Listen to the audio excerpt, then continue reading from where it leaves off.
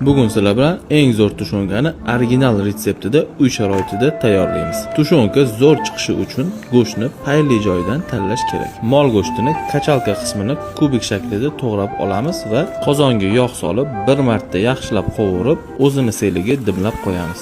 Go'sht tezroq va yumshoq pishishi uchun go'shtni seli ketmagunigacha tuz va ziravorlarni solish kerak emas. Go'shtni seli ketganidan keyin piyoz, tuz va ziravorlarni solib, 2 litr suv solib, 2 soatga yana dimlab qo'yamiz. Tushonka tayyorlash juda ham oson, lekin jarayondagi ketma-ketliklarni to'g'ri bajarish kerak. Video olish uchun qilingan mehnatni qadrlab, bir dona like bosib qo'ysangiz, juda ham xursand bo'laman. Bu videoni esa sizga tushonka olib berish kerak bo'lgan eng yaqinlaringizga yuborib qo'ying.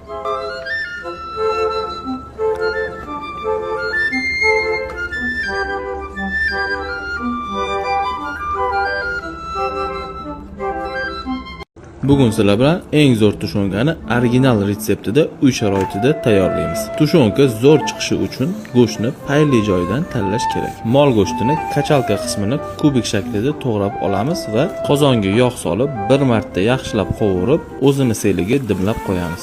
Go'sht tezroq va yumshoq pishishi uchun go'shtni seli ketmagunigacha tuz va ziravorlarni solish kerak emas. Go'shtni seli ketganidan keyin piyoz, tuz va ziravorlarni solib, 2 litr suv solib, 2 soatga yana dimlab qo'yamiz. Tushonka tayyorlash juda ham oson, lekin jarayondagi ketma-ketliklarni to'g'ri bajarish kerak. Video olish uchun qilingan mehnatni qadrlab, bir dona like bosib qo'ysangiz, juda ham xursand bo'laman. Bu videoni esa sizga tushonka olib berish kerak bo'lgan eng yaqinlaringizga yuborib qo'ying.